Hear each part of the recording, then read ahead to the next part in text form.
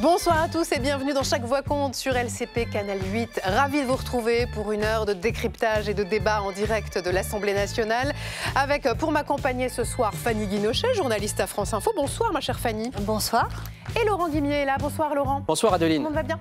Formidablement bien. C'est parti pour le sommaire avec à la une ce soir le débat auquel toute la France était suspendue. La suspension de la réforme des retraites, c'est fait.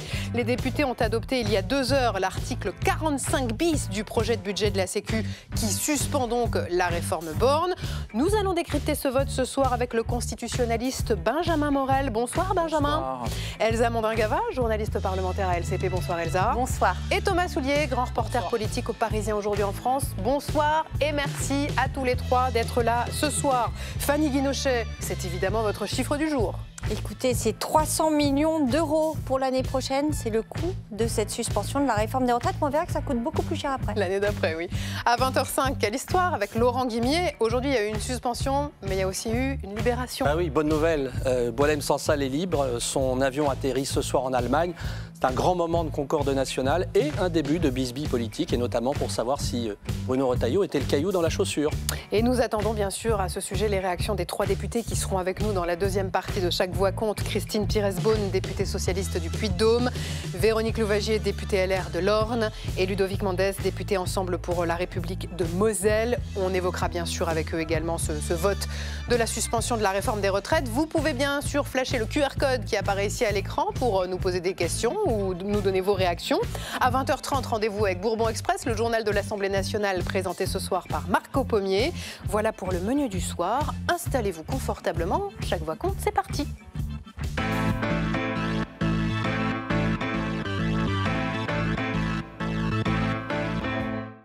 Le scrutin est clos. Votant 505, exprimé 401, majorité 201, pour 255, contre 146. L'Assemblée nationale a adopté. Et l'Assemblée nationale a donc adopté largement cette suspension de la réforme des retraites. L'heure de vérité était fixée à 15h, heure à laquelle les députés ont donc repris les discussions sur ce budget de la Sécu, en commençant par cet article 45 bis qui proposait de suspendre la réforme des retraites. Un mot d'abord à tous les trois, un mot pour qualifier ce moment de notre vie parlementaire. Et vous n'avez pas le droit de vous abstenir. Benjamin Morel. Je dirais inédit. On découvre des choses un peu chaque jour. C'est intéressant pour les constitutionnalistes et ça laissera une trace dans l'histoire. Elsa.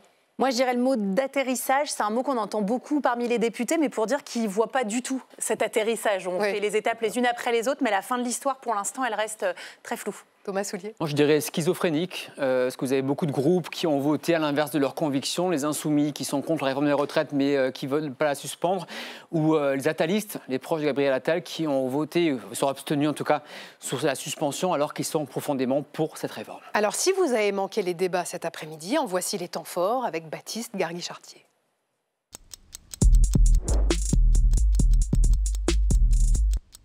Pour 255, contre 146, l'Assemblée nationale a adopté. Et c'était sans doute l'un des moments les plus attendus cet après-midi.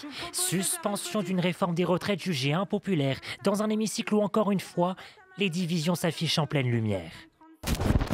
15h30 à peine, ouverture des débats. Les chefs de groupe livrent tour à tour leur position.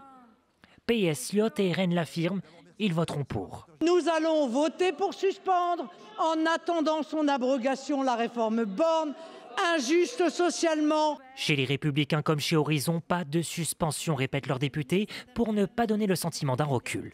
Suspendre la réforme des retraites est illusoire. De quoi irriter les troupes macronistes. Dans les rangs, beaucoup se sont abstenus. Manière d'afficher leur désaccord, pas question, disent-ils, d'endosser la mise en suspens d'une réforme qu'ils jugent encore nécessaire. Si nous en sommes là aussi aujourd'hui, c'est un peu à cause des LR d'hier. Parce qu'en 2023, vos voix nous ont manqué. Non seulement elles nous ont manqué pour faire valoir cette réforme que vous aviez pourtant défendue en 2022, mais elles nous ont manqué aussi pour la voter, d'où la nécessité de passer en 49.3. À gauche, la fracture s'élargit. LFI vote contre, déclenchant la colère du PS. Voilà votre nouvelle arnaque, nous présenter comme une grande victoire, non pas la suspension, mais le décalage d'1 an du calendrier d'application de la réforme Borne. Personne n'est dupe. Jamais je n'aurais pensé voir quelqu'un à gauche pouvoir invoquer des arguments sur le financement ou sur tel détail technique pour justifier un vote contre une avancée sociale que des syndicats eux-mêmes vous invitent à faire en respectant le monde du travail. Ce vote n'est qu'une étape. L'article 45 bis, symbole de cette suspension, devra prochainement être examiné au Sénat. Alors on va y revenir, mais d'abord, Elsa, on se demandait qui avait voté quoi. Est-ce qu'il y a eu des surprises dans les votes de cet après-midi? Alors pour moi, la surprise, elle est notamment au sein du groupe de la droite républicaine. On le sait, et ça a été rappelé dans l'hémicycle, la droite républicaine n'avait pas tellement suivi la réforme Borne. C'est d'ailleurs parce qu'il manquait des voix dans le groupe, qu'il y avait une incertitude que finalement la première ministre de l'époque avait déclenché le 49.3. Regardez, 8 pour, 25 contre, 9 abstentions. Donc ça fait 25 contre, c'est la consigne du groupe, et 17 abstention ou pour, donc contre la consigne du groupe. Ensuite, et Thomas le disait avant, c'est effectivement une gauche qui n'est pas du tout unie. On a des députés de gauche comme les communistes, une grande partie, et la France Insoumise qui votent contre l'insuppression, quand finalement les socialistes et les écologistes décident eux de voter pour. D'ailleurs, je dis suspension, mais on a bien vu pendant le débat que en fonction du mot que vous choisissez, si vous dites suspension, vous êtes pour le gouvernement, si vous dites décalage, c'est que vous êtes contre. Donc effectivement, on voit qu'il n'y a pas d'unité au sein de la gauche sur cette question. Thomas Soulier, est-ce que d'abord ce soir c'est une victoire du Parti socialiste? Oui. Parce que clairement, le gouvernement a plié face aux revendications du PS. Je dirais une double victoire. D'abord sur le fond, d'avoir mené 2 ans plus tard une suspension de la réforme des retraites. Franchement, c'est un gros rapport de force au profit du PS et c'est une vraie victoire. Et puis une victoire aussi politique, en tout cas c'est ce qu'ils espèrent, d'apparaître comme ceux qui arrivent à faire plier le gouvernement et dire à leurs électeurs sur le terrain, dans les fameuses circonscriptions, vous voyez, nous, eh bien, on est sérieux, on est responsable, on va dans l'hémicycle, on discute et puis surtout, on arrive à faire plier le gouvernement. Les insoumis, eux, ils n'ont aucune victoire, alors que nous, oui. Et vous avez vu, juste après le vote, les premiers à débarquer, salle des 4 colonnes à l'Assemblée au micro de l'SCP notamment, c'est Olivier Faure et Boris Vallaud, les 2 chefs de file socialistes, qui viennent dire, vous voyez, c'est nous, aujourd'hui, qui arrivons à avoir des victoires concrètes. Avec Olivier Faure qui a dénoncé ceux qui se bornent à l'incantation et aux postures. Vous dites que c'est une victoire, mais c'est quand même une victoire à la Pyrrhus, non, Benjamin Morel? En tout cas, c'est une victoire temporaire. C'est-à-dire que très clairement, là, on a un texte qui devrait partir demain au Sénat et une fois qu'il sera parti au Sénat, il sera retricoté à la mode sénatoriale. C'est-à-dire que, adieu la suspension de la réforme des retraites, on verra bien si la commission mixte paritaire est conclusive. Hein. Vous savez, 7 députés, 7 sénateurs qui vont essayer de se mettre d'accord sur un texte commun, mais qu'elle le soit ou qu'elle ne le soit pas, et je rejoins l'atterrissage de tout à l'heure, on voit mal comment le texte peut être adopté en l'état. C'est-à-dire que qu'est-ce qu'ils nous disent ces votes? L'avion survole toujours l'aéroport sans voir sur quelle piste il va se poser. Exactement. Et donc, on a déjà parlé ici des réalités arithmétiques qui permettraient au budget d'être adopté, mais vous n'avez même pas d'union au sein des LR, vous n'avez même pas d'union au sein du socle commun, il n'y a plus de socle commun. Et de l'autre côté, il faudrait que la gauche entière, à part LFI, s'abstienne sur le budget pour qu'il passe. À quel moment les communistes et les Verts vont s'abstenir à 100% alors que le bloc central, lui, serait complètement cohésif pour voter pour. Pour l'instant, ça n'existe pas. Or, la suspension de la réforme des retraites, elle n'existe que si le budget est adopté un jour, ou s'il passe par ordonnance. Mais elle n'existe que si le budget est adopté un jour. Si on passe par des lois spéciales, il n'y a pas de suspension. Parce que vous le disiez, Benjamin, mais il y a un calendrier constitutionnel, il y a une première date butoir qui est ce soir à minuit. Que se passe-t-il si ce soir, les députés n'ont pas fini d'examiner le budget de la Sécu? Ce qui va probablement arriver, je parle sous le contrôle de Elsa et de Thomas, mais oui, a priori, il y a trop d'amendements pour qu'on puisse tous les étudier. Impossible. A priori, oui, sauf à faille temporelle, ça ne peut pas arriver. Et donc, ce faisant, là, le gouvernement peut, et je dis bien peut, parce qu'il y a malgré tout un impératif dans la loi et dans la Constitution, mais on a déjà eu des précédents où le gouvernement ne l'a pas fait. Donc, le gouvernement pourrait décider de laisser les débats continuer. Il peut également décider... En prolongeant, vous voulez dire? En prolongeant, ce soir. En continuant le débat, etc., jusqu'à ce qu'on ait terminé d'examiner les 300 amendements. Ou bien, il peut décider d'envoyer le texte en l'état au Sénat, en retenant les amendements qu'il veut parmi ceux qui ont été adoptés. Et en la matière, ce à quoi s'est engagé le gouvernement, c'est à reprendre l'ensemble des amendements adoptés dans le texte qui sera transmis au Sénat. Mais ça veut dire 2 choses. Ça veut dire que sur tout ce qui n'a pas été examiné, eh ben, il n'y aura aucun amendement examiné et adopté. Et ça veut dire, et ça c'est plutôt bien, et pour le PS et pour le gouvernement, qu'il n'y aura pas de vote en première lecture. Or, on l'a dit, il n'y a pas de terrain d'atterrissage pour l'instant, donc on verra après la commission mixte paritaire, mais si le texte doit être rejeté par l'Assemblée nationale, eh ben, ce sera d'ici quelques semaines, ce ne sera pas maintenant. Et en plus, si la commission mixte paritaire n'est pas conclusive, ce vers quoi on semble aussi se diriger, in fine, on dit toujours que c'est l'Assemblée nationale qui a le dernier mot. Encore faut-il qu'elle ait une majorité pour avoir le dernier mot. C'est-à-dire que le gouvernement peut décider de lui donner le dernier mot. Il n'y est pas contraint là non plus. Mais il peut décider de lui donner le dernier mot. Mais si le texte est rejeté par l'Assemblée nationale, eh ben, dernier mot ou pas dernier mot, on continue ensuite l'examen parlementaire. Et donc dans ce cadre-là, eh bien, il est assez probable en effet qu'on est très très loin de la coupe aux lèvres avant d'avoir un budget. Fanny Guinochet, vous savez quelle est la devise de Fanny dans la vie? Le temps, c'est de l'argent. Alors, combien au juste va coûter cette suspension de la réforme Borne? C'est évidemment votre chiffre du jour, Fanny. Et c'est 300 millions d'euros l'année prochaine. Donc en 2026, on peut se dire que ce n'est pas très élevé, mais en fait, ça monte très très vite en charge, puisque dès 2027, on est à quasiment 2 milliards d'euros, 1,9 exactement. Ce sont les chiffres transmis par Jean-Pierre Farandou, le ministre du Travail, aujourd'hui. Alors la facture s'est alourdie par rapport à il y a quelques jours, tout simplement parce que les bénéficiaires de cette suspension se sont aussi multipliés. C'est-à-dire qu'au départ, le gouvernement prévoyait cette suspension de la réforme Borne juste pour les retraités dits de droit commun, c'est-à-dire la génération née en 1964 qui va donc partir à la retraite à 62 ans et 9 mois au lieu de 63 ans qui gagnent un trimestre.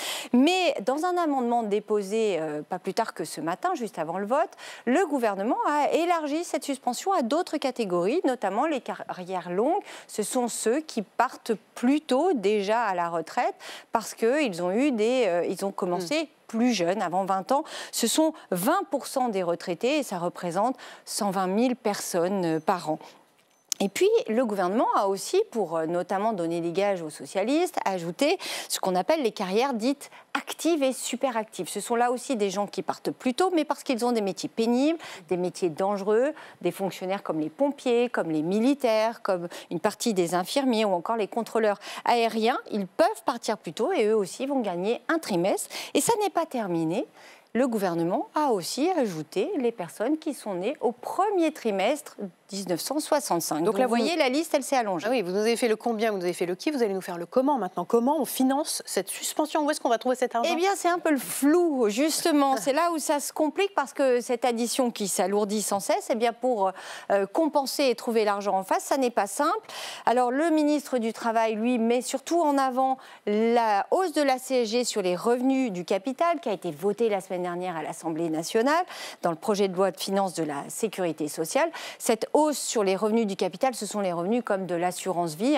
On a augmenté d'1,4 point, ce qui veut dire en fait que le prélèvement sur votre assurance vie, par exemple en CSG, dépassera désormais les 10%. Mais ça ne suffira pas. Le gouvernement prévoyait aussi de prendre de l'argent aux mutuelles et aux complémentaires santé. Là, c'était près d'1 milliard d'euros qu'il devait prendre. Les députés ont dit non. De la même façon, était envisagé le gel des pensions. Donc là, une mise à contribution des retraités actuels. Et là, pareil, les députés, pas plus tard que cet après-midi, ils ont dit on retoque. Donc vous voyez, l'équation budgétaire, elle est particulièrement difficile à trouver. Et quoi qu'il en soit, ça aggravera le déficit du régime des retraites. Bien oui, parce qu'on est loin d'être à l'équilibre. On le rappelle, en février dernier, la Cour des comptes, avant même cette suspension, avait évalué le déficit de notre régime de retraite à 6 milliards d'euros d'ici 5 ans, 15 milliards d'ici 10 ans. Et encore, là, on se dit, bon, suspension, ça va augmenter donc la facture. Mais quid de cette suspension qui, normalement, elle devrait s'arrêter en 2028. Mais si en 2028, cette suspension était prolongée, on verra, c'est un autre débat. Mais là, on doublerait la mise selon les économistes, c'est-à-dire qu'on nous manquerait, on aurait un déficit de 30 milliards d'euros d'ici 10 ans. Ça fait beaucoup. Bonsoir Denis Gravouille, merci d'être en direct avec nous. Vous êtes en charge des retraites à la CGT. D'abord, votre première réaction cet après-midi quand vous avez appris que les députés avaient voté la suspension de cette réforme des retraites? Eh bien, je vais d'abord féliciter tous ceux qui se sont qu'on manifestait depuis 2023 pour demander l'abrogation. Et on va continuer à exiger l'abrogation. C'est une première brèche, comme on l'a dit, le fait qu'il y ait une suspension, mais ce n'est qu'un décalage. Hein. J'ai entendu votre débat sémantique, c'est la suspension décalage, mais dans les faits, ça veut dire qu'il y a 4 générations qui vont regagner un trimestre par rapport à ceux qui ont été perdus. Donc, par exemple, tous ceux qui sont nés à partir de 1969 et après ça ne va rien changer. Il faudra que le problème soit reposé plus tard. C'est pour ça que nous, on dit il faut qu'il y ait un débat qui n'a jamais eu lieu, autrement qu'avec un 49.3, pour une vraie abrogation de cette réforme. Et évidemment, ça, ce serait enfin une victoire. On va dire que c'est une brèche. Maintenant, il faut avoir la victoire. Mais vous savez bien que ce débat, il aura lieu lors de la présidentielle de 2027, pendant la campagne. Eh bien, il devrait avoir lieu. En fait, c'est quand même aussi ce qui a fait tomber le gouvernement Attal en 2024. Hein. C'est principalement ça qui a fait tomber le gouvernement Attal, c'est d'avoir refusé un débat démocratique face à la très grande majorité des Français. On peut entendre une petite élite nous dire que ce serait trop cher, que ce serait impossible. N'empêche que les 2 tiers des Français veulent l'abrogation de cette réforme qui est toujours considérée comme injuste. Donc, on l'obtiendra. Je ne suis pas certaine que ce soit une petite élite qui dise que ça coûte cher. Ce sont des chiffres aussi qui le disent. Les chiffres, justement, on va en parler, puisque c'est votre question suivante. Les questions, ayons un débat sur le financement des retraites. C'est la question qui est posée. Ah oui, c'est votre question suivante. Le financement des retraites, on peut poser les questions, toutes les questions sur le financement. On en a posé quand on a participé aux réunions retraites au printemps. On a des chiffres qui sont assez clairs. Rien que, par exemple, mettre à contribution l'intéressement et la participation, c'est 4 milliards tellement ces revenus ont explosé. 4,4 milliards même pour être précis.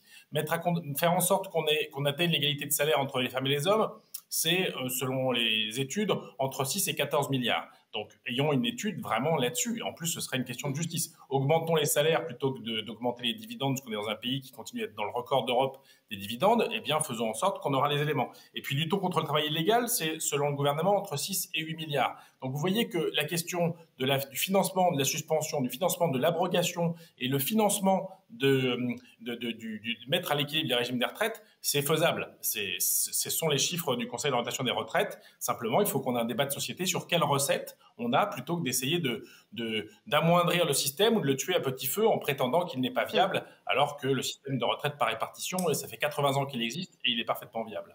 Question de Fanny Guinochet. Ce qui veut dire, Monsieur Graboul, que sur le diagnostic, en tout cas sur le rapport du corps, vous êtes, sur le rapport de la Cour des comptes, vous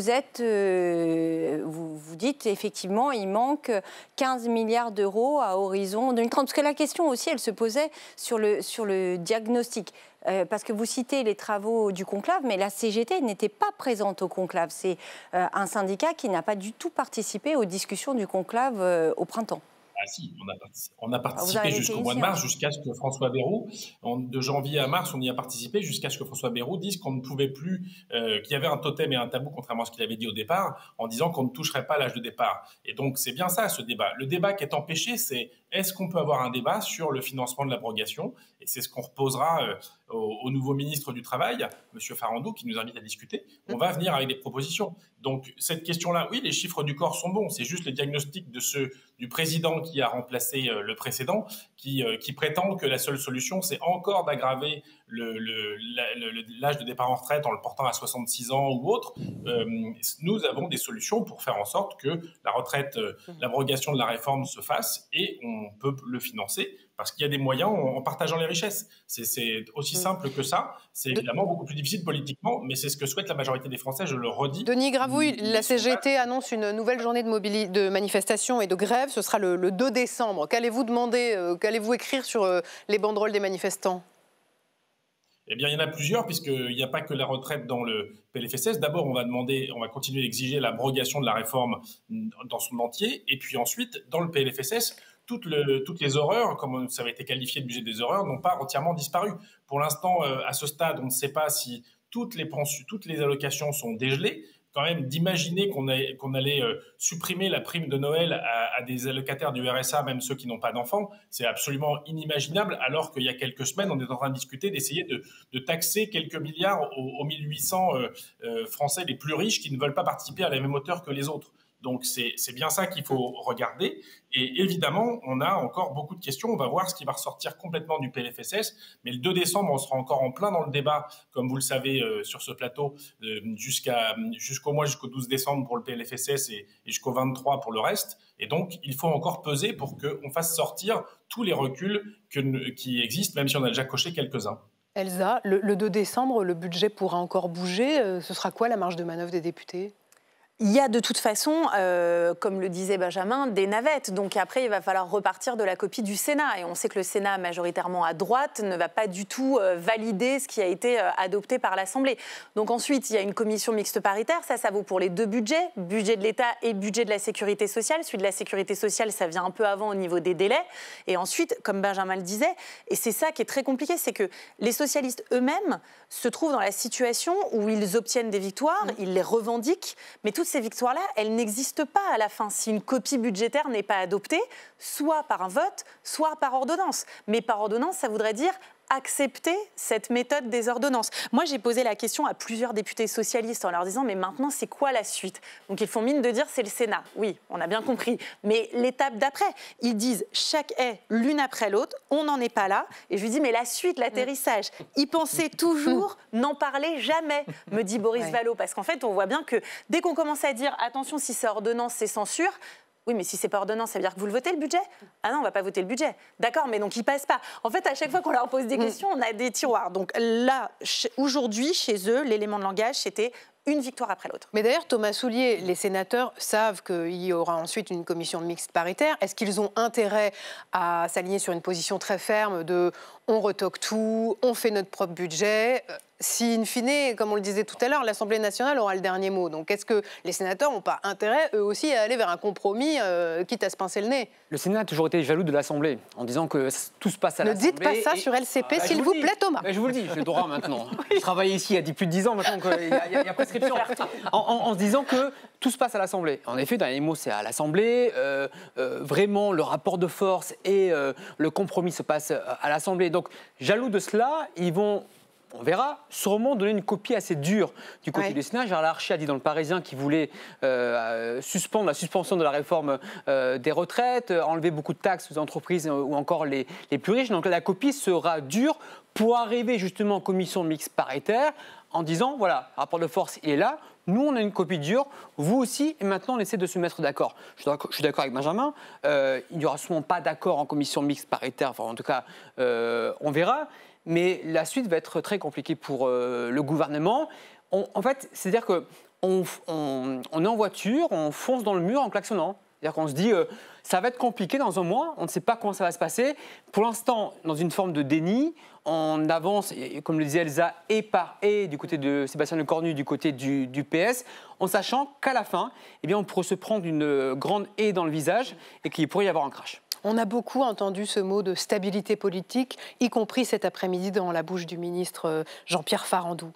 Est-ce que ce n'est pas cher payé pour la stabilité politique de voter une suspension de la réforme des retraites ? On l'a dit, encore faut-il qu'elle se réalise un jour. Alors, je ne discute pas les chiffres parce que j'en suis bien incapable, mais en revanche, si jamais il n'y a pas de budget, il n'y aura pas de suspension. Et donc, à partir de là, en effet, on avance et par et, pour reprendre l'expression qui a été évoquée tout à l'heure. Et le problème, c'est qu'il n'est pas certain qu'on ait une stabilité politique après. Le moment de vérité, ça va être lorsque le budget sera probablement rejeté. À ce moment-là, qu'est-ce qu'on fait ? Soit on prend des lois spéciales et on dit on continue à débattre du budget. Mais est-ce qu'il y aura un bon moment pour l'adopter, ce budget ? En pleine élection municipale au mois de mars ? J'en doute. Oui, parce qu'en fait, ça nous mène à une loi rectificative, c'est ça ? Non, alors vos lois spéciales, c'est des... Souvenez-vous l'année dernière. L'année dernière, on passe par des lois spéciales, ça permet d'essuyer les plats jusqu'au mois de février. Et en attendant, on reprend le budget qui avait été proposé par Michel Barnier. Et ce budget de Michel Barnier, eh bien, il va finalement être voté sous la houlette de François Bayrou au mois de février. On peut essayer de faire la même chose, mais il y a deux différences par rapport à l'année dernière. On n'a plus le 49 alinéa 3, c'est pas populaire ce que je vais dire, mais il nous manque. Et deuxièmement, eh bien, on a les élections municipales. Est-ce que vous voyez une majorité qui n'existait pas au mois de décembre se dessiner au mois de mars en pleine élection municipale ? Non. Soit on a en effet les ordonnances, mais derrière, il y a probablement une censure, parce que les ordonnances, c'est très lourd politiquement, et donc là, les oppositions risquent de se coaliser. Alors, on a un petit doute sur l'application de ces ordonnances, on ne sait pas si on peut intégrer des amendements qui seraient des amendements choisis par le gouvernement. On pense que probablement si. Je peux rentrer dans les détails, mais c'est une possibilité. Auquel cas, ça peut assouplir un peu les choses. Le gouvernement peut également dire on applique le budget par ordonnance, mais on continue à en discuter. Les ordonnances, elles valent jusqu'à ce qu'on vote potentiellement un budget. Et donc, ça peut permettre d'avoir un terrain d'atterrissage en attendant. C'est l'Assemblée nationale, c'est le gouvernement. Et le gouvernement qui, là, serait décisionnaire. Ou bien on arrive à se mettre d'accord sur un budget d'ici là, parce que si on n'arrive pas à se mettre d'accord, la réaction des socialistes qui se rendraient compte qu'il n'y a pas de réforme des retraites à la clé, ça risque d'être nécessairement une censure. Il y a eu un choc des images cet après-midi. D'un côté, il y avait donc les députés qui suspendaient la réforme des retraites, et puis de l'autre, il y avait un président de la République dont c'était la réforme majeure et qui était loin de Paris. Il était à Toulouse pour débattre des dangers des réseaux sociaux et se confronter aussi aux agriculteurs en colère. Valérie Brochard. Vous accueillir ici, à la Dépêche du Midi. Sur son agenda, Emmanuel Macron avait rendez-vous à Toulouse pour parler des réseaux sociaux, loin, très loin du débat sur les retraites. Seulement voilà, les agriculteurs occitans ont décidé de bousculer son programme. C'est une petite phrase prononcée la semaine dernière depuis le Brésil qui a déclenché la colère du monde paysan ici en France. C'est le travail que la Commission européenne va mener avec le Mercosur pour que ces clauses soient acceptables et acceptées. Je suis plutôt positif, mais je reste vigilant. Depuis, la FNSEA et les jeunes agriculteurs ne décolèrent pas. Les deux syndicats ont donc appelé à manifester et 250 agriculteurs rassemblés avec une cinquantaine d'engins agricoles se sont déplacés à Toulouse pour demander des explications. Monsieur le Président s'est déplacé en Aveyron il y a deux mois de ça. Il a rencontré la présidente de l'Aveyron, Marie-Amélie Viergue, et il lui a dit droit dans les yeux qu'il ferait tout pour ne pas mettre en œuvre le traité. 2 mois après, il nous dit qu'il est plutôt positif à signer le traité. À un moment donné, soit c'est oui, soit c'est non. Et pour obtenir une réponse, les agriculteurs ont forcé le planning du président de la République. Réunie à huis clos cet après-midi, c'est la ministre de l'Agriculture qui est venue annoncer le verdict. Le président de la République a été extrêmement clair pour dire que le projet d'accord tel qu'il existe aujourd'hui recueillera un non très ferme de la France. De leur côté, les agriculteurs l'ont promis, si la parole de l'État n'est pas tenue, ils bloqueront le pays. Thomas Soulier, Emmanuel Macron, c'est le grand absent omniprésent dans ce débat sur la suspension de la réforme des retraites. Cette réforme, c'était son totem. Dans quel état d'esprit est-il, le président ? On disait au début de l'émission schizophrénique, ça lui correspond plutôt. J'ai écrit ce matin dans les colonnes du Parisien que, comme dans les phases de deuil, Emmanuel Macron a tout connu. Donc il a connu le choc de l'annonce. Quand il y a 1 mois, il reçoit les forces politiques à l'Élysée, que là, il tente vraiment un coup à la Emmanuel Macron en disant ce sera un décalage, plutôt un gel et pas une suspension. Le PS sort en disant c'est non, suspension. Bon, ok, donc ça sera suspension, puis une forme de déni. Quand il dit depuis la Slovénie, ce sera ni une abrogation ni une suspension, il tente encore. Sébastien Lecornu dit quelques heures plus tard, ce sera une suspension. Et puis, maintenant, une forme, un proche me disait, il est plus résigné que dans l'acceptation. Dans le deuil aussi, il y a ces phases-là en psychologie. Et donc, il est résigné, il sait qu'il n'a pas le choix. Il est condamné à lâcher son bébé, qui est la seule réforme de son second quinquennat, ce qui va poser des problèmes aussi ensuite sur l'héritage. Et donc, il envoie des messages contradictoires. Et un jour, il dit oui, allez-y, votez la suspension. D'autres jours, il dit faites ce que vous voulez. Le 16 octobre, il reçoit notamment les députés à l'Élysée, quelques députés, notamment Olivier Dussopt et Elisabeth Borne, qui sont eux les architectes de la réforme des retraites en 2023. Il dit aux députés à la fois mais je sais que ça vous coûte, je sais que ça va être douloureux, mais à la fois il faut un compromis avec le PS. Et il conclut en disant à la fois, vous n'êtes pas obligé de voter les consignes de votre Premier ministre.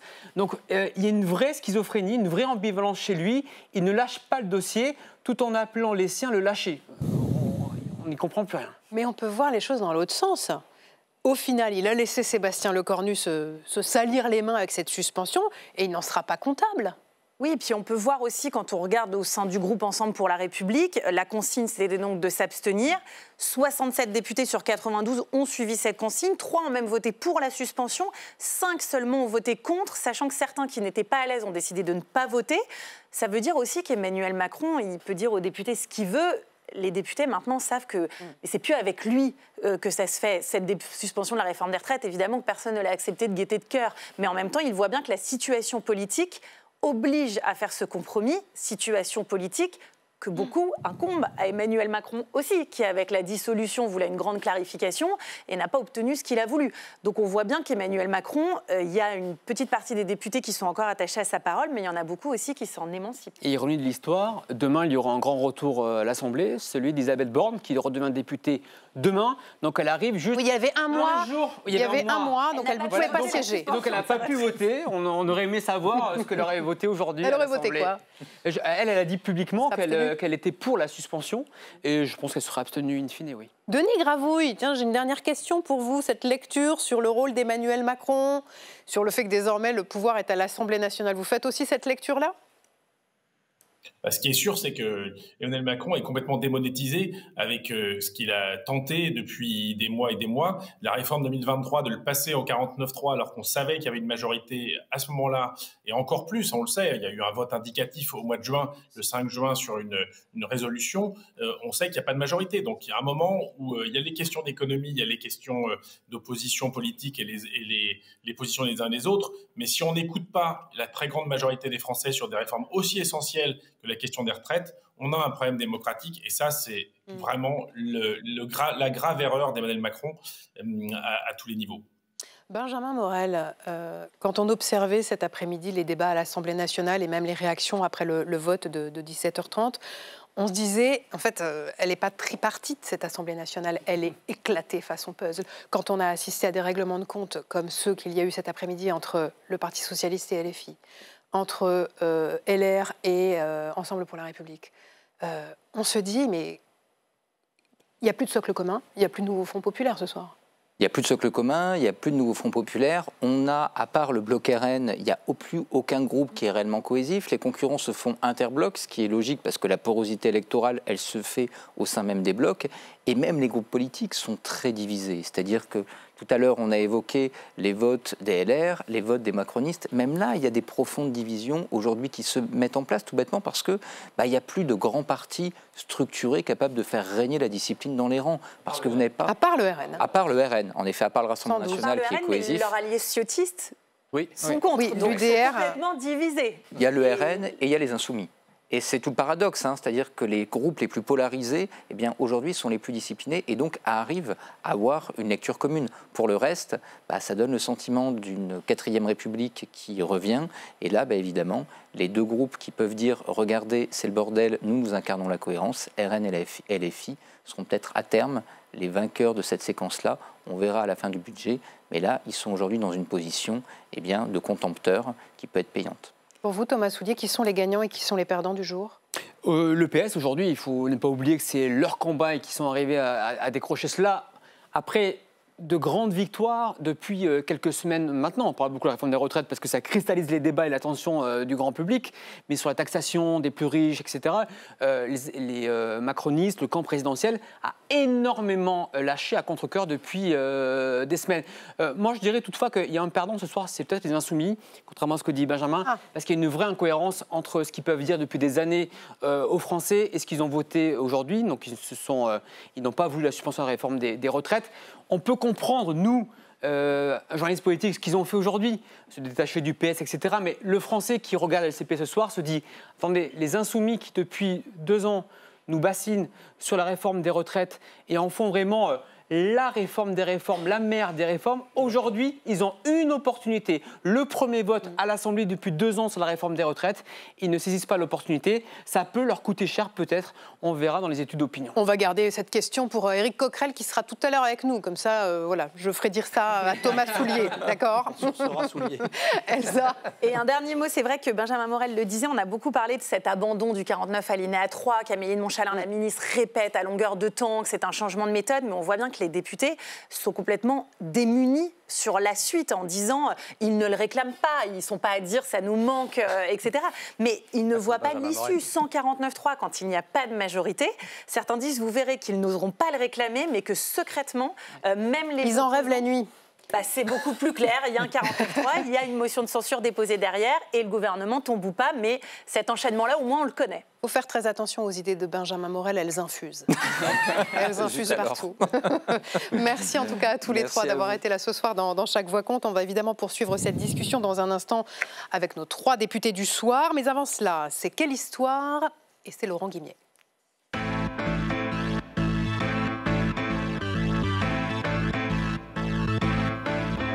C'est l'autre fait majeur de cette journée. Laurent, vous vouliez analyser ce soir la façon dont la grâce de Boualem-Sansal est commentée depuis le milieu de la journée. Oui, Adeline, et j'ai au fond identifié 3 populations pour 3 postures différentes. Les acteurs, les exégètes et les militants. D'abord, les acteurs principaux du drame qui se joue entre Alger et Paris. Alors, il y a une extrême précision dans les mots ciselés par l'exécutif français. Un exemple, Emmanuel Macron s'est exprimé en fin d'après-midi depuis Toulouse, après un coup de fil avec son homologue algérien. Écoutez. Je prends acte de ce geste d'humanité du président Tebboune et l'en remercie. Je reste évidemment disponible pour échanger avec lui sur l'ensemble des sujets d'intérêt pour nos 2 pays. Et nous pensons aussi à notre compatriote Christophe Glaise.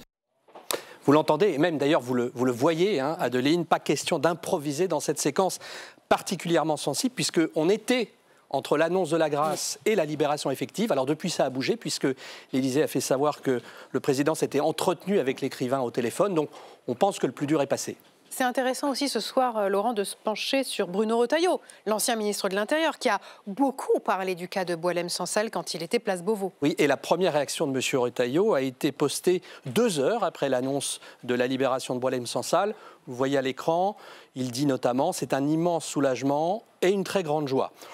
Je vais dire que c'est une sorte de service minimum de l'ancien ministre dont les oreilles sifflent pourtant depuis la minute où la grâce a été annoncée. Écoutez bien d'ailleurs la façon dont le Premier ministre, tout à l'heure, a salué, lors des questions au gouvernement, la libération de Boualem-Sansal. Vous me permettrez de réagir au nom du gouvernement de la République en exprimant notre soulagement à l'annonce des autorités algériennes d'avoir gracié Boualem-Sansal. Et je tiens à remercier du fond du cœur celles et ceux qui ont contribué à cette libération, fruit d'une méthode faite de respect et de calme. Cette méthode faite de respect et de calme, on sent que dans cette formulation, chaque mot a été pesé. Et oui, et là, ce sont mes exégètes qui entrent en scène. Le respect et le calme, à gauche, c'est ce qui semblait manquer à la méthode Retailleau. Un peu coup de menton, on va le dire comme ça. Comme l'écrit par exemple la députée écologiste Sabrina Sebaï, je la lis, « La méthode Retailleau est mise en échec, elle n'aura mené qu'à l'escalade entre nos pays ». Et d'ailleurs, l'Élysée ce soir, alors évidemment, n'emploie pas du tout ce type de terme, mais fait savoir qu'une politique purement déclaratoire est contre-productive. Marine Le Pen, au contraire, elle, pense que la méthode dure était la bonne. Est-ce que ça ne montre pas aussi que la stratégie du bras de fer avec l'Algérie est une stratégie perdante? C'est peut-être plutôt l'inverse, non? Parce que pendant 1 an, on n'a pas fait le bras de fer, en l'occurrence. Rien n'avait été obtenu. Et peut-être que les récents durcissements ont permis cette libération. Je veux le croire, en tout cas. Quoi qu'il en soit, il n'est pas le temps, je crois, peut-être d'analyser ou de polémiquer sur ce sujet. Il est temps juste aujourd'hui de se réjouir. Vous voyez, il y a des analyses discordantes, évidemment, et c'est typiquement l'exégèse de la diplomatie. À cette heure, on ne sait pas vraiment quel est le scénario qui a conduit à la grâce. Donc moins on en sait, plus on en parle. Reste que ce qu'on a vu passer sur nos écrans depuis le début de l'après-midi, c'est d'abord un immense soulagement. Et oui, soulagement pour ma 3e catégorie, les militants dont le noyau est le monde de l'édition. Regardez par exemple notre confrère Bernard Lehu, qui chaque jour, depuis la disparition de Boualem-Sansal, a publié un message sur les réseaux sociaux pour qu'on ne l'oublie pas. Chaque jour, il a publié en mettant 101 jours, 102 jours, 103 jours. Ce qui fait dire ce soir à l'écrivain Alexandre Jardin, à propos de ce qu'a fait Lehu, je cite, « L'attention constante est une noblesse rare ». Et je me dis que dès ce soir, c'est des pelouses, des stades de foot que cette attention constante va devoir s'exercer, puisque le journaliste de sport Christophe Glaise, dont on a parlé, dont le président de la République a parlé, est toujours enfermé. Depuis plusieurs semaines d'ailleurs, vous le voyez, des clubs de Ligue 1 relaient par exemple la pétition qui réclame sa libération. Alors Boualem-Sansal est en route ce soir pour l'Allemagne, son avion a décollé.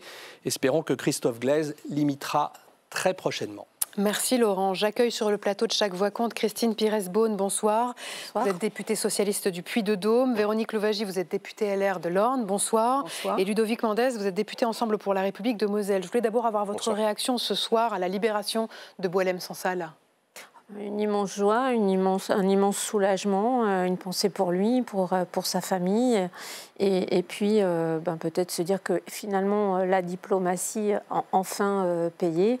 Et avoir une pensée évidemment pour Christophe Glaise et espérer qu'il en soit de même pour lui le plus rapidement possible. Ludovic Mendès. Une excellente nouvelle et comme l'a dit ma collègue Pires-Beaune, on espère qu'avec Christophe Glaise, ça puisse aller vite. Et aussi, malheureusement, c'est trop long. Ça a été beaucoup trop long pour Boualem Sansal, c'est beaucoup trop long pour lui aussi. 361 jours. On peut déjà se réjouir du fait qu'il puisse rentrer, qu'il ait été libéré. Et ce qui a marché, c'est l'arrêté, c'est que c'est la diplomatie et ce n'est pas les coups de menton ou les coups de communication qu'on a pu entendre pendant plus d'un an. Véronique Louwagie. Un énorme soulagement quand je l'ai appris à midi. J'ai envie de dire enfin. Ouf, parce que finalement, c'est vrai qu'on finissait par ne plus y croire beaucoup. Et effectivement, remercier en tout cas à toutes celles et ceux qui ont contribué. Effectivement, comme vous le disiez, nous ne savons pas finalement quels sont les éléments qui ont permis d'y contribuer, mais je crois qu'on ne peut que se réjouir, être soulagé de cette libération et qu'il ne faille pas du coup créer de polémique. En tout cas, je pense que ça doit tous nous rassembler et c'est dans ce moment qu'on retrouve une unité de notre République. Parce que des sujets de division, il y en a bien d'autres et justement, on va en parler tout de suite dans la question qui fâche.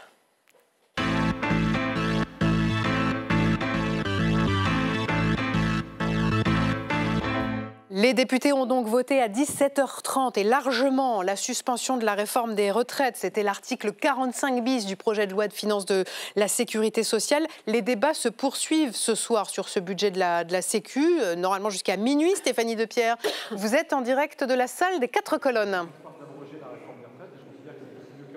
Oui, donc il y avait peu de suspense sur cette suspension de la réforme des retraites et le résultat est sans appel. 255 voix pour la suspension de la réforme, 146 contre. Sébastien Lecornu s'y était engagé pour éviter une censure des socialistes. Les députés l'ont donc voté. Le PS, évidemment, les écologistes, le groupe Lyot et le RN ont dit oui à cette suspension.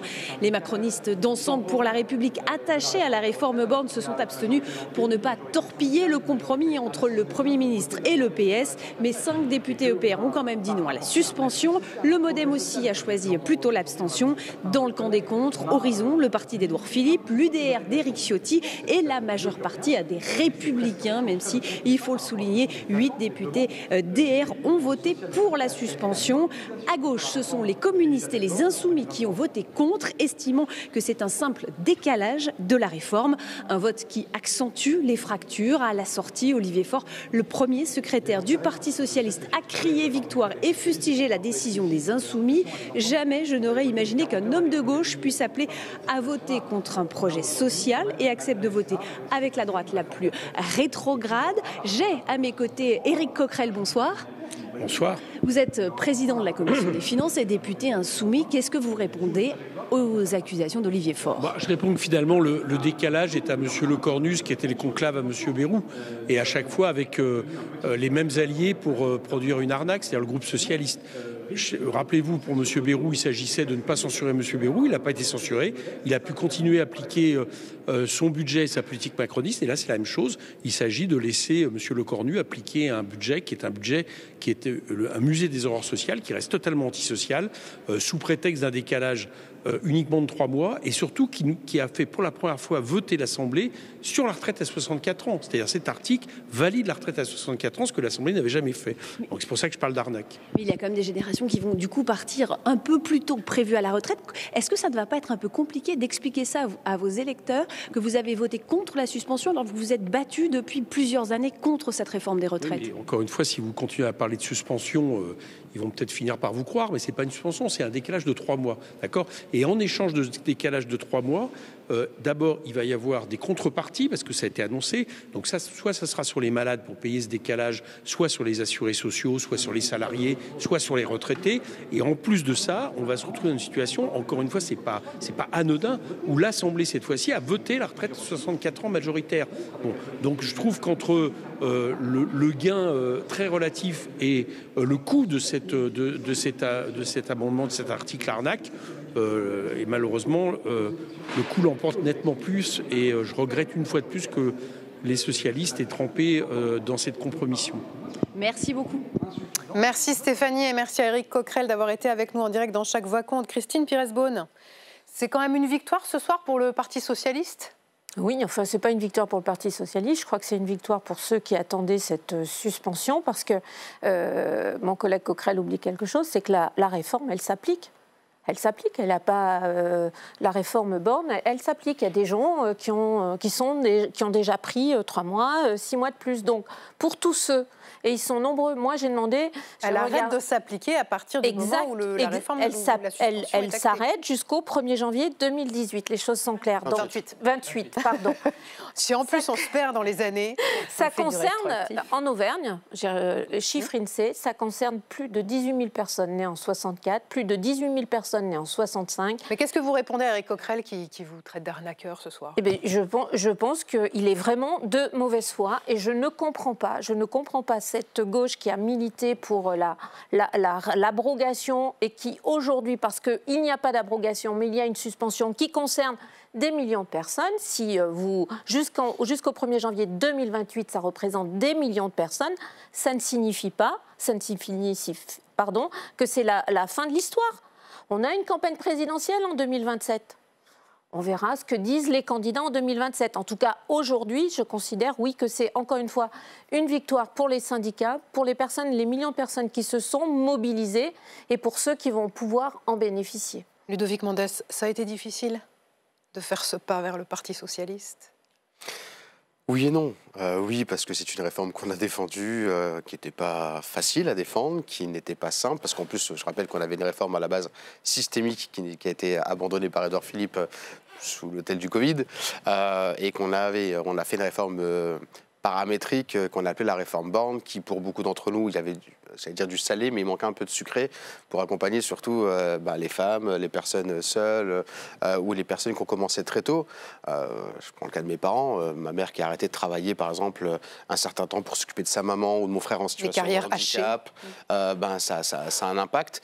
Mais vu qu'elle était elle-même reconnue comme travailleur handicapé, il y a eu un bond énorme dans cette loi qui n'était pas dans les lois précédentes. Donc c'était donnant-donnant aussi dans tous les sens du terme, mais c'était pas facile à faire passer. Et en plus, elle est passée par 49.3. Donc à partir de là, déjà, je crois qu'il y avait un débat de société qui n'avait pas été éteint, même si on nous en parlait plus sur les marchés, même si on n'en parlait plus de notre côté.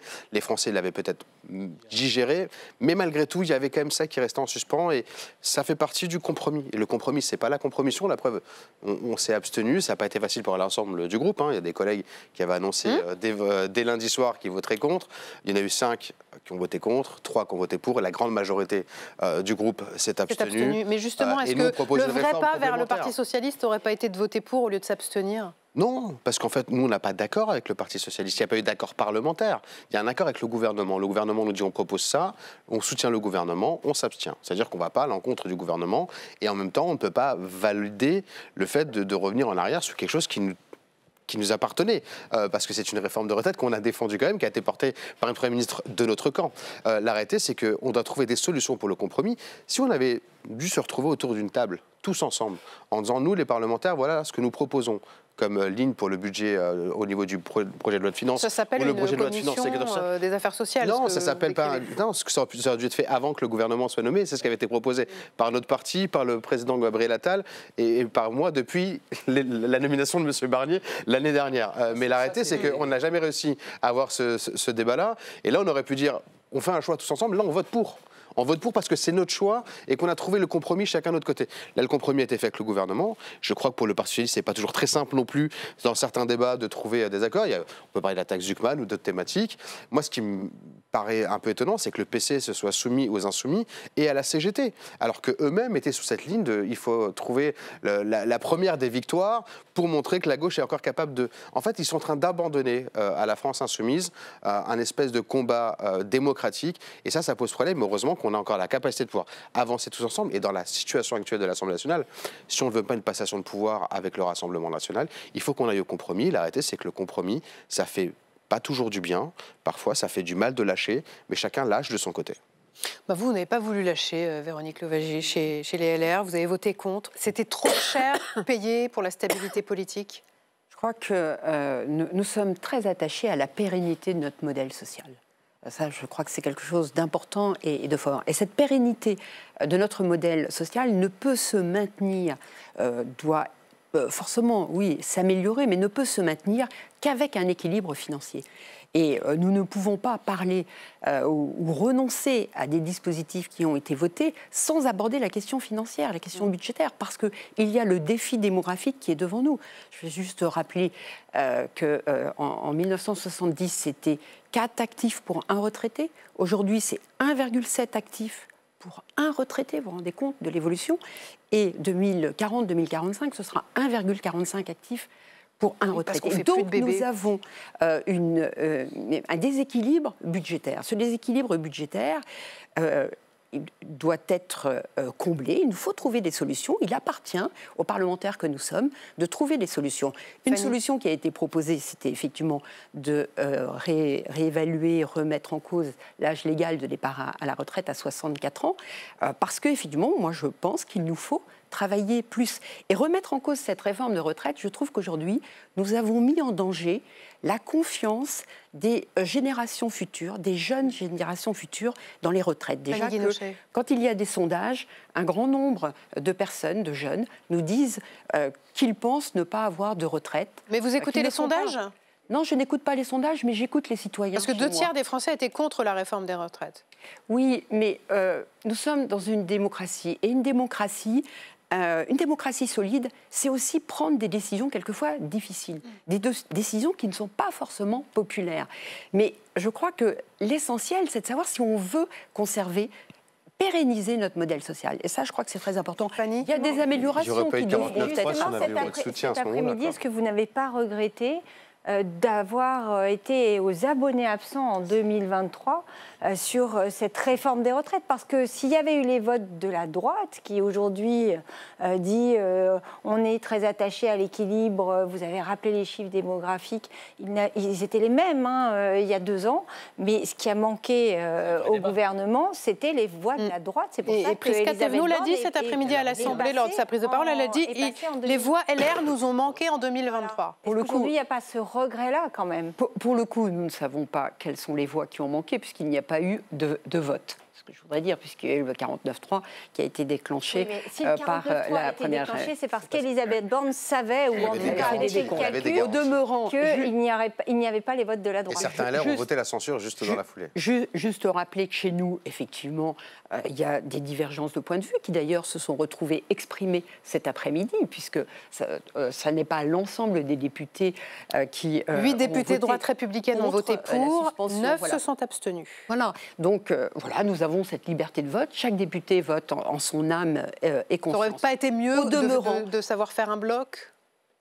Probablement, mais je crois que la liberté de vote existe chez nous, elle existe peut-être également dans d'autres groupes, et je crois que sur une question comme ça, une question certes difficile, qui intéresse tous les Français, je crois que c'est important que chaque député puisse s'exprimer comme il le souhaite. En tout cas, le message du groupe, c'était d'être contre cette suspension de la réforme des retraites, et je pense que ça va être exprimé également de la même manière au Sénat du côté des Républicains. Vous comptez aujourd'hui sur vos sénateurs LR qui sont en majorité au Sénat ? Les sénateurs... les Républicains s'expriment chaque année au moment des textes budgétaires par un amendement porté concernant la réforme des retraites avec un allongement le plus souvent de la durée du travail. Donc je pense qu'ils seront fidèles à leur colonne vertébrale, à leur ligne, et d'ailleurs ils l'ont exprimé depuis quelques jours. Laurent ? Moi, c'est une réflexion, une question pour M. Mendes. Bon, là, vous êtes redescendu en bas de la montagne, il n'y a plus cette réforme, en tout cas elle est suspendue. L'Himalaya ? Oui, alors je ne sais pas à quel camp de base on était pour vous, mais comment vous imaginez dans une campagne présidentielle remonter la pente et repartir à l'assaut d'une réforme de cette nature ? Déjà, je crois que nous, depuis le débat, on a déposé une proposition de nouvelle réforme des retraites, revenir sur quelque chose qui est totalement différent, trouver un système universel qui ne corresponde plus à celui que nous avons actuellement, qui ne soit pas simplement à la main du gouvernement, avec le même type de financement, qui permettrait d'apporter une nouvelle réponse, avec une partie de capitalisation. Je rappelle qu'il y a beaucoup de Français qui capitalisent à côté par un système assurantiel, mutuel, et qu'on en parle rarement, et que ça ne peut pas suffire aujourd'hui, le système que nous connaissons. Surtout quand on n'a plus assez d'actifs pour payer les retraites. À moins qu'on arrive à accepter aussi peut-être une forme de revalorisation des personnes qui aujourd'hui ne gagnent pas assez, certains sans-papiers, qui travaillent en non déclaré, qui sont exploités par le système. Il y a un débat de fond à se poser sur cette thématique-là.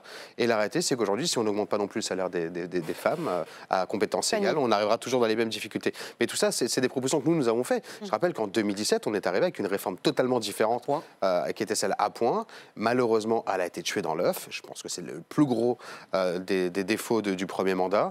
Et au deuxième mandat, on s'est retrouvé avec cette proposition où on s'est retrouvé tout seul. Et ça, c'est une réalité. Merci de l'avoir rappelé. Parce qu'on s'est quand même retrouvé tout seul. Elle a été tuée dans l'œuf, cette réforme, parce que tout le monde en rêvait, mais en fait, elle est quand même très, très difficile à faire.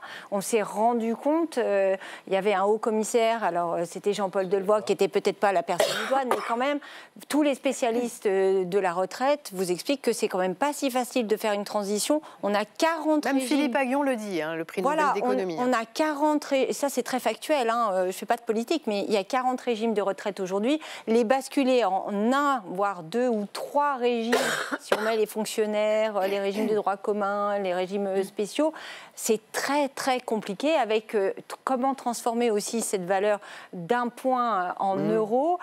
Il y avait quand même dans la réforme par point l'idée d'un âge pivot, c'est-à-dire quand même faire en sorte qu'éviter que les gens partent trop tôt et se retrouvent avec des toutes petites pensions de retraite, ce qui ferait des retraités pauvres. C'est là-dessus que ça a chopé et effectivement, on est revenu au système traditionnel de la réforme avec un décalage de l'âge paramétrique. Moi, j'ai quand même une question sur les suites politiques de la journée d'aujourd'hui. D'abord à vous, Ludovic Mendes. Que reste-t-il ce soir du socle commun ? Vous avez compris qu'Horizon dépose un amendement de suppression de cet article 45 bis ? Je crois qu'il n'y a plus de socle commun. On en a parlé depuis la renomination de Sébastien Lecornu. Il y a une plateforme de stabilité. Il y a eu des tensions à d'autres moments. Vous continuez à dire plateforme de stabilité ? C'est comme ça que ça fonctionne aujourd'hui. Il y a un budget qui est en train de se préparer. On va avancer. Il y a un bloc central. On a des dissensions sur d'autres thématiques. On l'a vu sur la niche du Rassemblement national. On l'a vu sur d'autres thématiques. Chacun joue son va-tout. Moi, ce qui me dérange aujourd'hui, c'est qu'on est déjà en train de préparer 2027 avant de terminer l'année 2025. Et ça, c'est pour l'ensemble des partis politiques. Et je crois qu'aujourd'hui, on doit rendre des comptes aux Français qui ne sont pas en lien avec la prochaine campagne présidentielle, où là, on aura besoin d'un reset, de repartir à zéro, parce qu'il y a trop de candidats, d'une part, en l'état, et que si on ne change pas de doctrine pour fonctionner sous la Ve République, on n'y arrivera jamais. Et la réalité, c'est qu'aujourd'hui, on a des personnes qui pensent d'abord à ça. Et après, oui, il y a toujours eu des dissensions, ou des moments où on a eu des désaccords avec Horizon, même avec nos amis des Républicains, mais on arrive à avancer tous ensemble et de trancher au moment voulu. Et la réalité, c'est qu'il y a un accord gouvernement-Parti socialiste, il est passé. Alors certes, avec des voix qu'on n'aurait peut-être pas ni l'un ni l'autre voulu associer. Vous parlez des voix du Rassemblement national ? Oui, parce qu'en fait, le Rassemblement national joue un jeu particulier, c'est qu'il donne la sensation d'être au-dessus de la mêlée, alors qu'en réalité, il fait parfois un vote étonnant le matin, un autre vote étonnant l'après-midi, parce qu'ils n'ont pas de boussole et qu'ils ne savent pas où ils veulent aller. Le constitutionnaliste Benjamin Morel disait ici même, il y a quelques minutes, que c'était finalement peut-être eux les gagnants ce soir. Parce qu'ils ont voté d'une seule voix.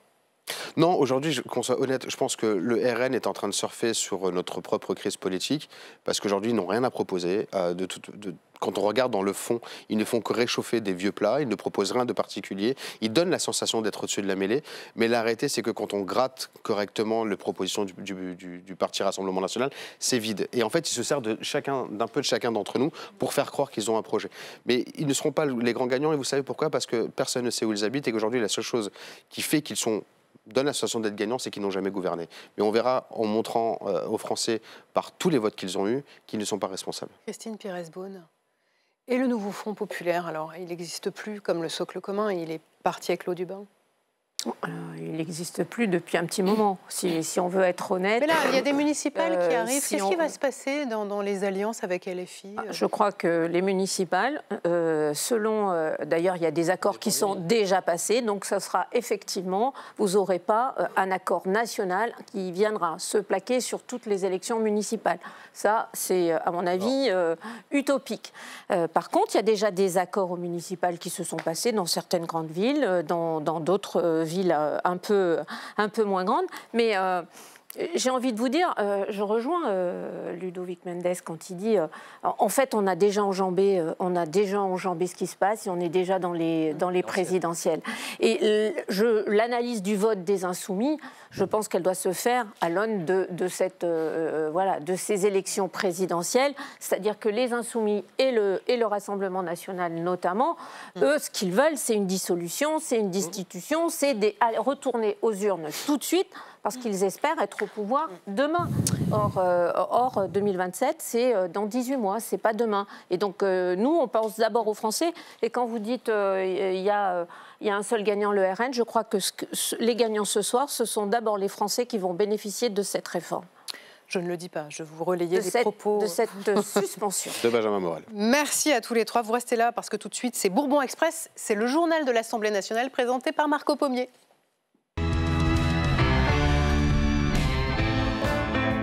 Bonsoir mon cher Marco. Adeline.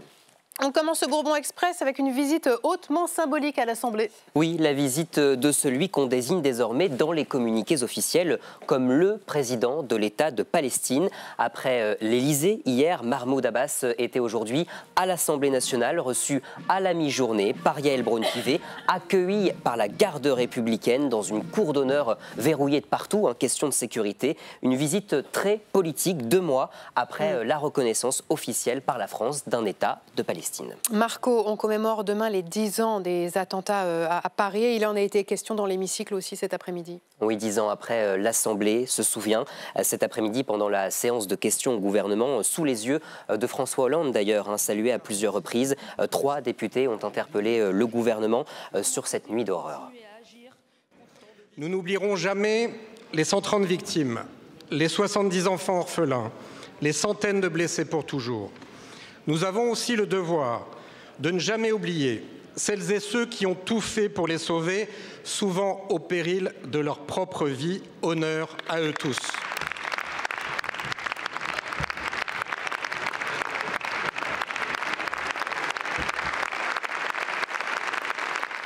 Un moment très solennel dans l'hémicycle.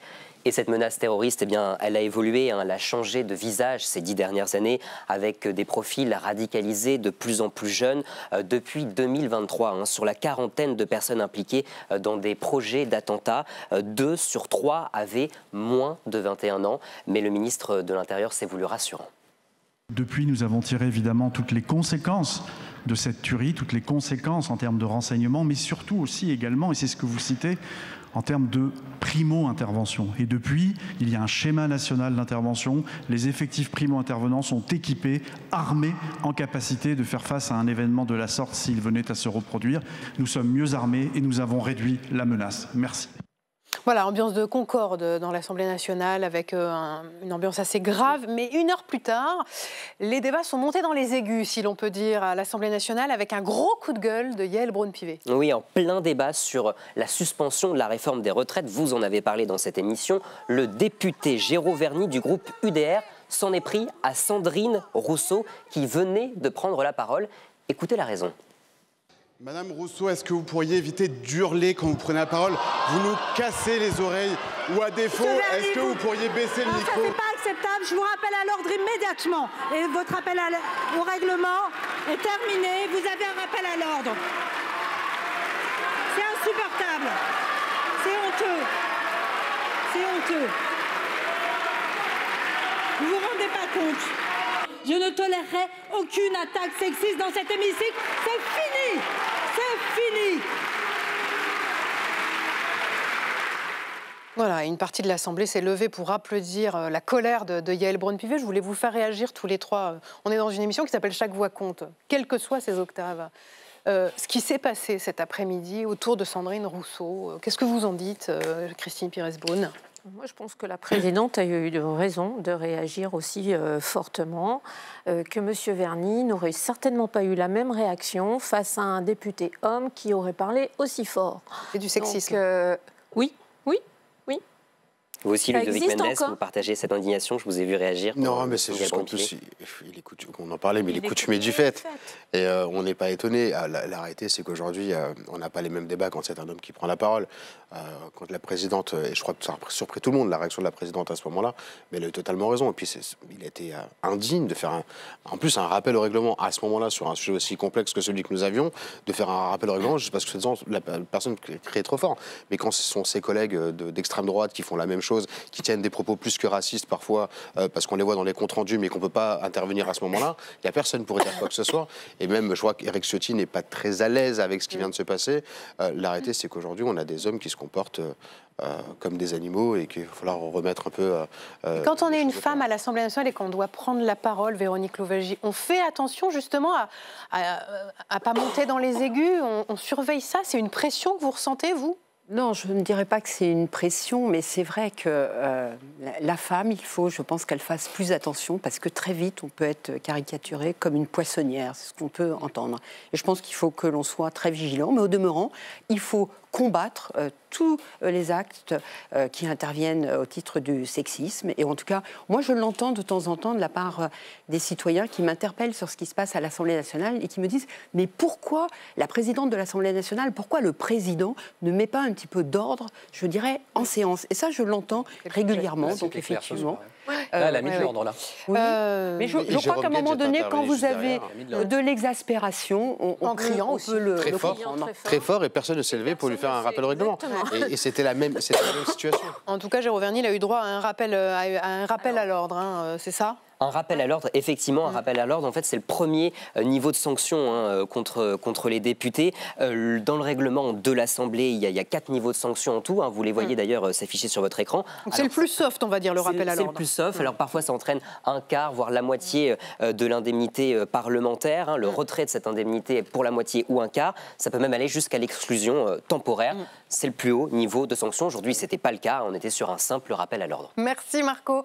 Merci à tous les trois d'avoir été ce soir sur le plateau de Chavacon. Merci Fanny et merci Laurent. Merci à vous, chez vous, de nous avoir suivis. Cette émission est rediffusée à 23h30. Vous pouvez aussi la retrouver en replay sur lcp.fr. Nous revenons demain en direct à 19h30. Dans un instant, Jean-Pierre Grassien et Débadoc avec un documentaire à ne surtout pas manquer. Vendredi noir, signé Daniel Pseny, qui donne la parole aux survivants du Bataclan qu'il avait filmé depuis sa fenêtre. C'est un film bouleversant et nécessaire. À demain.